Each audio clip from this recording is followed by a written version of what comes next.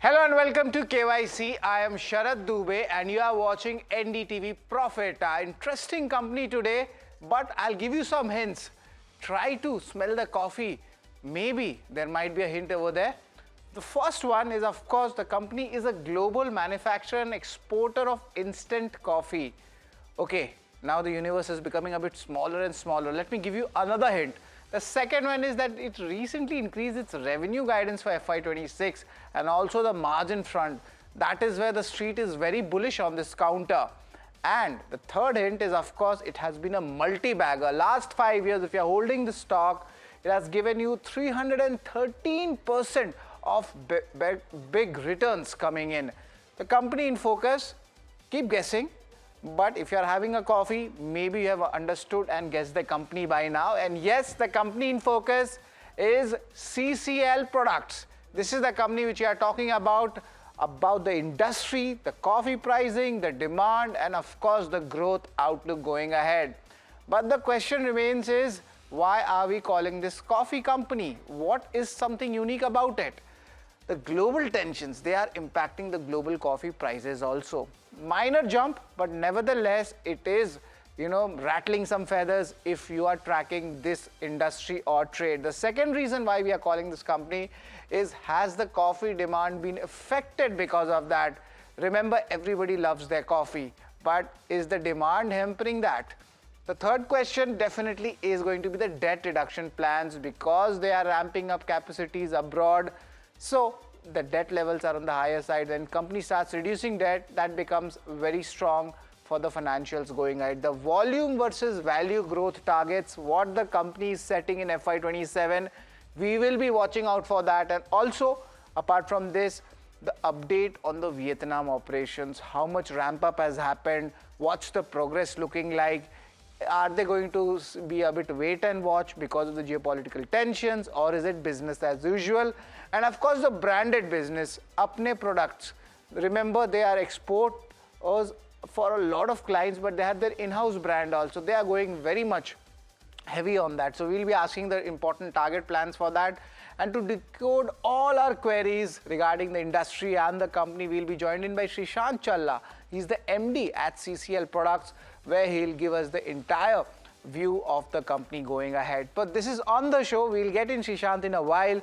But let's come back and understand about the company. What is CCL Products all about? CCL full form, of course, is Continental Coffee Limited as well. It's world's largest private label manufacturer. That's the first and the most important point to look at. Let's talk about more about the company. It's a global manufacturer and exporter for instant coffee. And there are a lot of variants to it also, and I'll explain you that. I'm sure you must be wondering, where is my cup of coffee? Do take that cup of coffee and listen into the entire KYC show. This is operating over more than 110 countries. That is the expansion they have already done, and they are expanding. It was founded in 1994. It's a 30-year-old company.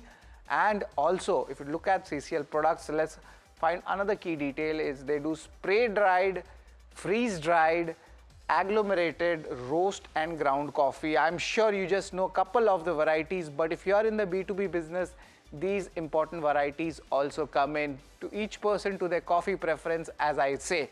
But apart from the product range, the company has 4 factories. 2 of them are in Andhra Pradesh. One is in Switzerland, and we are talking about Vietnam. That's the newest addition to it, and the way they are ramping up their capacities is something which the street is eyeing on. Also, talking about the company is serving more than 400 plus clients, and also if you are a D2C consumer, their own brands are also there where the consumption numbers are high as well.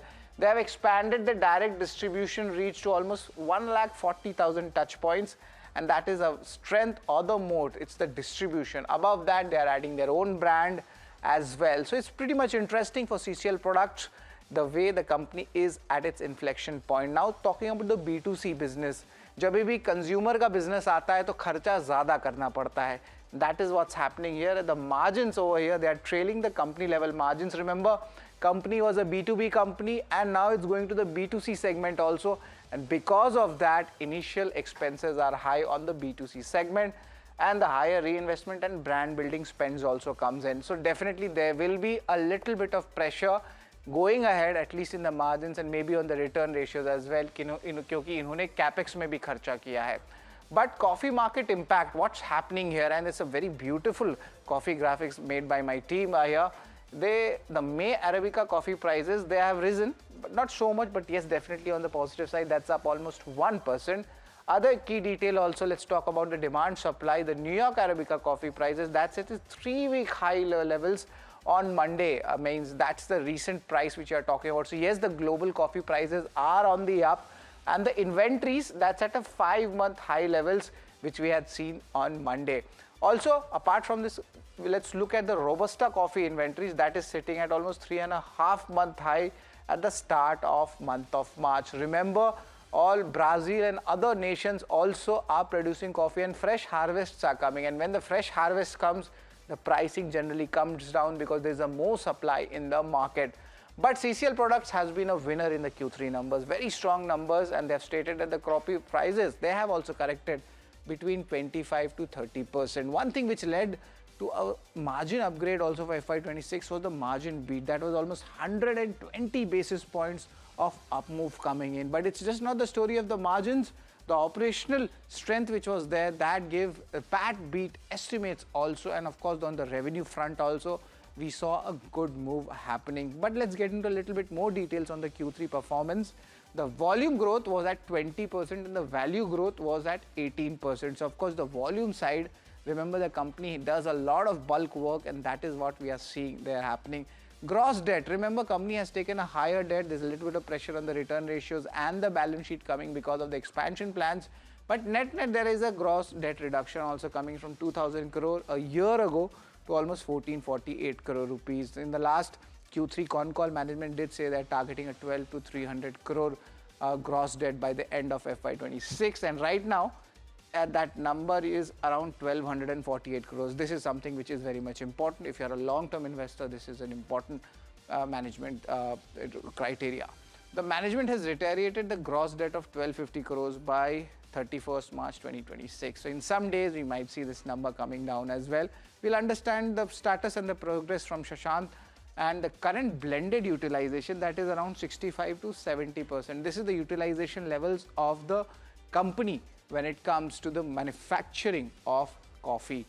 But going ahead, of course, the management is expecting this can click in the 80 to 90%, and whenever in this industry you have something at an 80%, your new fresh capex plans start. That's what is being mirrored, at least in their international expansion setup. And overall, this is what we are looking at. 85 to 90% utilization would be coming in the next 2 years as well. So there is a scope of growth, and that's what the management has also stated. But the FY26 EBITDA growth guidance, that has revised upwards. Earlier it was between 15 to 20%. Now you can expect that to go much more higher than the 20% part, and can be ranging, between you could say almost 25% now. Earlier I had spoken about this number, it was just 15 to 20%. So the guidance is going up, expansion is happening, little bit of pressure on the debt and the return ratios, which is obvious it will happen. So this is where CCL Products is actually standing right now. But to give you more perspective and to add more flavor to our coffee, which is a special show called KYC, I'm going to give you some rating parameters. These are the basic non-negotiable parameters which we track: income statement, balance sheet, cash flow. This is the heart and soul of a company. After that, we look at the return ratios also, how things are going to pan out for the company. The shareholding, how much it has moved. Are the promoters buying stake? FIs, DIs, what's the action looking like? Street cred, कम समय, ज़्यादा समय और बहुत ज़्यादा समय. All these criteria, पैसा कितना बना. That's the most important thing in stock markets. And also the valuations and the outlook is something which we'll be talking about. So 8 rating parameters are there. The first rating parameter let's talk about is the income statement. And yes, the revenue has been a steady compounder. This is very much important. There is always a volatility in this kind of industry, but remember the company has a very fast pass-through mechanism as well, and that's why we see it's a very decent margin setup looking like. The bottom line numbers also increasing step by step, and companies now focusing much more in their consumer business also. So there might be a little bit of marketing expenses, but nevertheless company is moving towards that FMCG portion as well, and because of that maybe the company can demand a valuation of an FMCG company in the next 4 to 7 years, but it's just for the long-term investors. Q3 numbers were superb, and you see the jump happening in the margins. Whether it will continue or not, that's a question. But net all the numbers beat street estimates, and that is something which caught my eye. A very strong income statement move coming in from the CCL product, so it's a thumbs up when it comes to the income statement. Let's talk about balance sheet. Balance sheet is something which a little bit of concern definitely comes for me. Why? I'll talk to you about that. The borrowings, that has gone up. It's around 1815 crore rupees. The gross debt, company has stated, it will be roughly 1300 odd crore rupees. But my concern is definitely there, because if debt is high, finance cost will be high, and because of that the PAT will be impacted. But net the cash reserves are decent. It's around 98 crore rupees. So इसमें working capital इस industry में तो चल जाएगा. But yes, when that expenses are capitalized from their Vietnam plant expansion, we will see a little bit of pressure on the balance sheet, and that is basic mathematics for you. So I've kept it neutral rating for CCL products. So we spoke about income statement, we spoke about balance sheet, but cash flows, that's also very much important, and that completes the holy trinity of financials. As a student, as an investor, as a stakeholder, you should know. And net operating cash flows has been very decent in FY25, net PNL. However, this net cash flow, we can see this is an outflow which is happening. This is of course on investing and financing activities as well. That is why the reason I have given is a neutral rating, because operating cash flows is good, but investing and financing flows are putting a little bit of pressure, and that's why a neutral rating comes in. But apart from the cash flows, let's talk about the return ratios. And generally, whenever a company is doing a capex or an expansion plan, largely a little bit of pressure comes on the return ratio. See, over the FY22 and 23, around 15% plus, and that is what, if you get that in terms of ROC, it is very decent and it's actually good. So a company was ticking the right boxes, but then the expansion started coming in, and now it's trying to come at that 12 to 13% part. But after this expansion, the benefit starts coming in 1-2 years. So you can expect that to come back to 15-16, say by FY28 or FY27 end. So makes sense. And return ratios, I would be giving this a neutral rating. But let's talk about the shareholding portion, how things are moving, and promoters have been largely very stable, no movement, and that's a very good point, to be honest. But interestingly, FIs and DIs, it has been largely flattish, around 21 to 22 odd percent, but FIs is something which I looked at around 8%. This is the mark I'm talking about. That has increased to 10% and 11%. So each quarter FIs are adding stake into the company. That means there is a big conviction in the future going ahead as well, and public, it's largely neutral, 21%. This is too important to, you should actually track. So it's a very strong thumbs up when it comes to the overall shareholding for CCL products. But apart from shareholding, another question is how things are panning out for street cred. क्या पैसा बना इस stock में कि नहीं बना? 1 month flattish. We understand there have been so much changes happening in the industry. There might be positive, there might be negative. But 6 months, it's 18%, very decent returns coming in. Year to date, 11%. But if you're a long-term investor, congratulations. The stock has given in 1 year 76% of returns, and आपको ये stock multi-bagger बना के दे दिया है. 313% of returns in the last 5 years. So congratulations to the long-term shareholders. The company has rewarded them very handsomely. And because of that, and even in the medium term, short term, the company has shown the technical strength despite the volatility in the market. I will be giving this a very strong thumbs up when it comes to the street cred. Now let's talk about valuations, and of course we have taken the company itself and understood at which level the company is currently trading at. The valuation is of course price to earnings ratio forward basis. The peak valuations that went in at almost 42 times when there was a lot of interest and buying happening. Just looking at the 10-year median, it's at 28.5 times. That's pretty much decent, but currently also the stock has shown a good up move and it's holding the premiums in the market. It's around 37 times. So you could say roughly 30 to 40% premium to the average, the long-term average which I'm talking about. It's largely 10 years. So right now, will it be a good time to enter? Maybe, maybe not, because valuations have run up. But remember, the company does command premium valuations globally also last time I checked. And if the company moves towards the B2C segment, the FMCG valuations start coming in, and I wouldn't be surprised that these valuations could start to touch back to 40 and 45 as more and more contribution comes from the earnings from the B2C segment. And of course, globally, they are the leaders in the B2B segment. So largely, it's a neutral rating when it comes to the valuations front.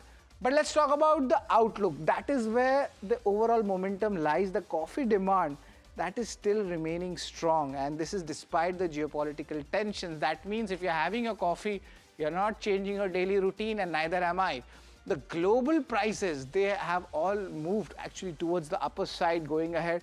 And the new exports from the countries, from the new harvest I'm talking about, that is where initially there was an up move in the geopolitical tension. That might actually come down because bazaar mein supply zyada aa jayega, wo bhi fresh wala. And that is what the management has also stated in the Q3 con call. But we'll get in more details in the show as well. Let's talk about another outlook. The company is targeting roughly 1,000 crore branded business revenue. Ye apne brand ki baat kar rahe, their own brands which are there, not the ones which they're exporting on the bulk basis. Those brands itself are also gaining a lot of traction. Around 400-500 crores is something business they made in FY26. So it's almost double. So that'll be something to watch out for when it comes to CCL Products. Now the margin guidance has been already upgraded for FY26. Remember, the margins offshot in Q3 numbers, and the Q4 numbers are also likely to be strong. But will this continue, the margin growth momentum in FY27? That's the big question to be asked with the management, and Mr. Challa will be answering these queries to us. Also, the green coffee pricing, are they stable? Last year there was a little bit of instability, and because of that some business pricing was impacted on the value front. But let's see whether the green coffee prices, are they remaining stable or not. Apart from this, important outlooks, I have given this a very strong thumbs up because in current situation also the demand is showing strength, the price is still stable, nothing to be major concerned about.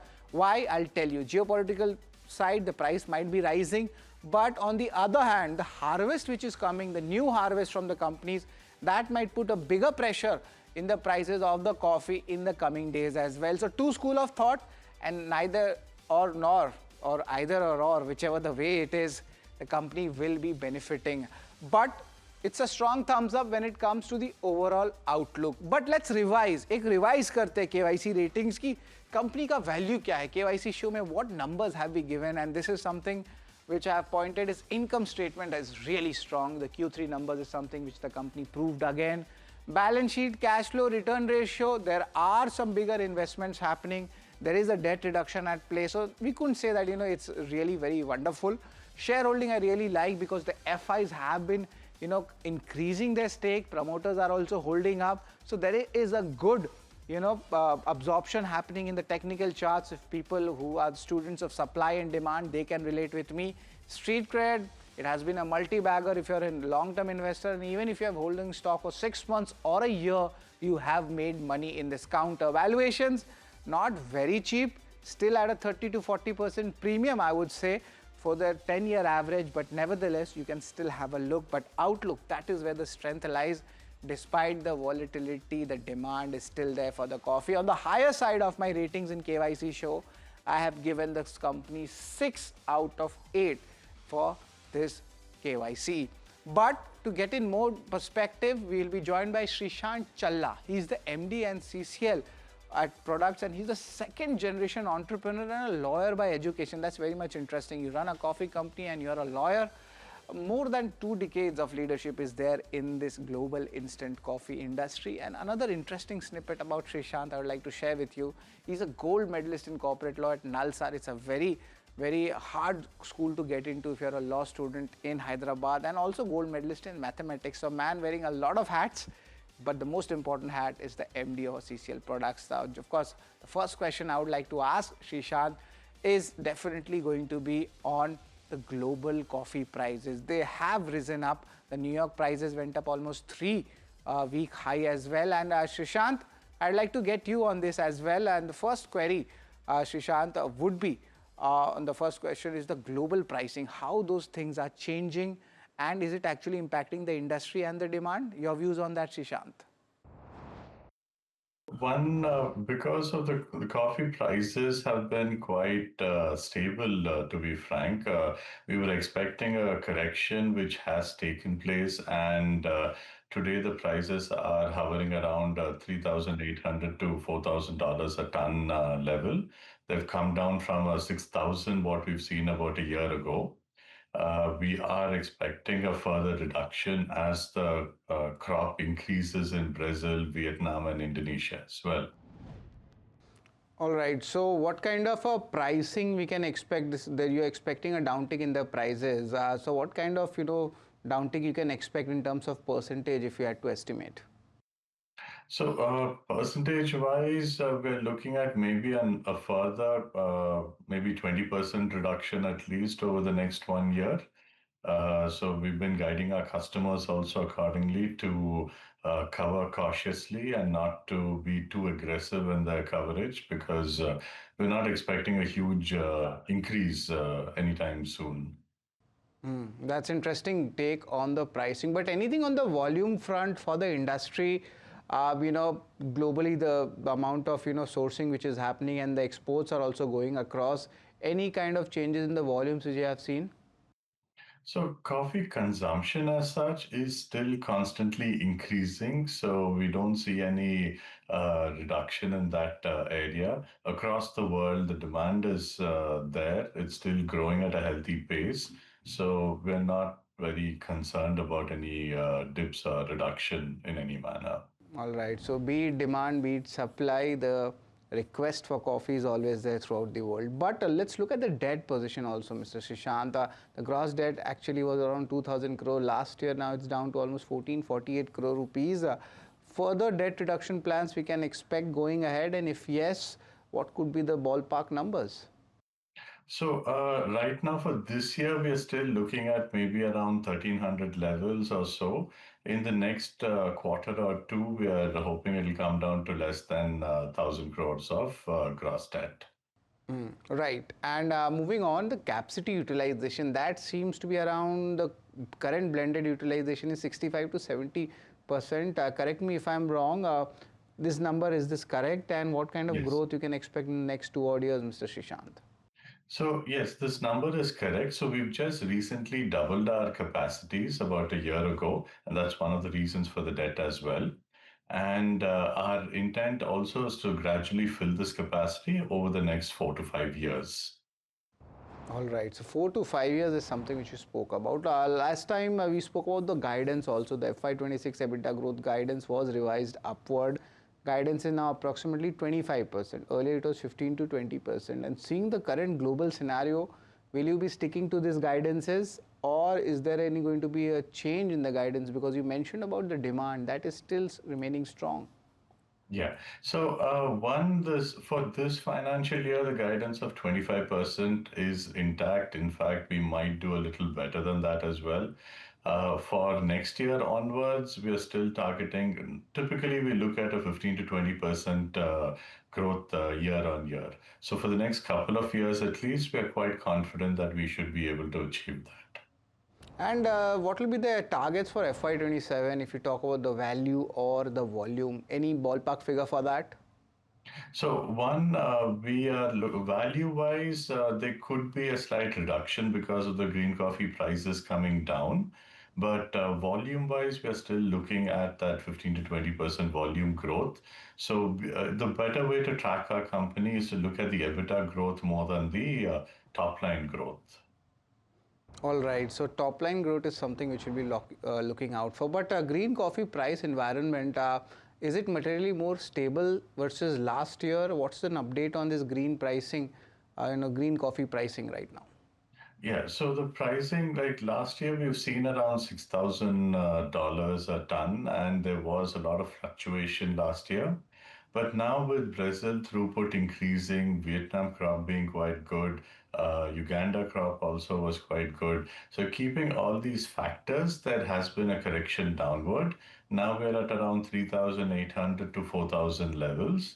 Over the next couple of months, we are expecting the further correction to be there as well. That's pretty much interesting on that. But another question I have, Mr. Srishant, is the Vietnam operations. The new assets ramping that's also being planned, any kind of yearly, year utilization, it's still a bit low. What's the outlook for the Vietnam business right now? Is this picking up, or you're going to wait it out as the geopolitical tensions are still there? So actually, we've doubled our capacities both in India and Vietnam for strategic reasons. And even when we saw the tariffs from the US coming in, initially when India was at a 50% duty, we were supplying from our Vietnam facility, which was at 20% duty.